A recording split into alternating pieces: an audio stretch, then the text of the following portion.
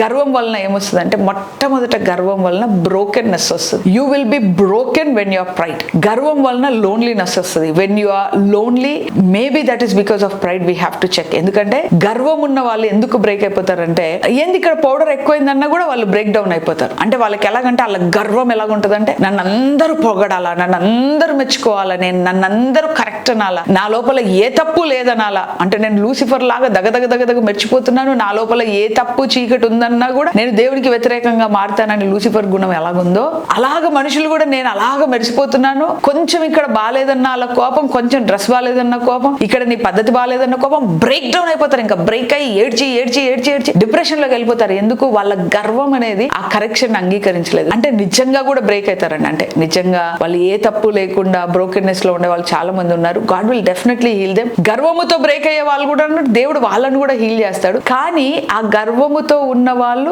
వాళ్ళ యొక్క పాత్ర కూడా ఉంటది. అంటే if I'm broken with pride, I have to accept my pride, I have to get rid of it. Only then I can receive the healing from God. నాకు గర్వం ఉంటే ఆ గర్వం నుంచి నేను బయటపడినప్పుడే దేవుని యొక్క కృపను ఆ పశ్చాత్తాపంలో పొందుకోగలను. ఒకవేళ ఉట్టి పుణ్యానికి నన్ను ఎవరైనా బ్రేక్ చేశారనుకోండి, దేవుడి కృప అలాగ నన్ను ప్రవాహం లాగా ఆక్రమించుకొని the God's grace will be flooded into my life and I will be healed instantly. కానీ గర్వం ఒక అడ్డుగోడ లాగా ఉంటే నేను ఆ గర్వం గురించి రిపెంట్ అయినప్పుడే ఆ బ్రోకెన్నెస్ నుంచి నాకు విడుదల వస్తుంది. సో కాబట్టి గర్వం నుంచి బ్రోకెన్నెస్ వస్తుంది, గర్వం నుంచి లోన్లీనెస్ వస్తుంది. గర్వం నుంచి లోన్లీనెస్ ఎందుకు వస్తుంది అంటే, గర్వం ఉన్న వాళ్ళకి ఎవరు నచ్చరు. వీళ్ళు నన్ను మాట అన్నారు, వాళ్ళు నన్ను మాట అన్నారు అని ఆ లోన్లీనెస్ లోనికి వెళ్ళిపోతారు. సో కాబట్టి గర్వము చాలా చెడ్డది. కేవలం గర్వము యెహోవాకు వ్యతిరేకమైంది కాదు, గర్వము మనల్ని కూడా నాశనం చేస్తుంది.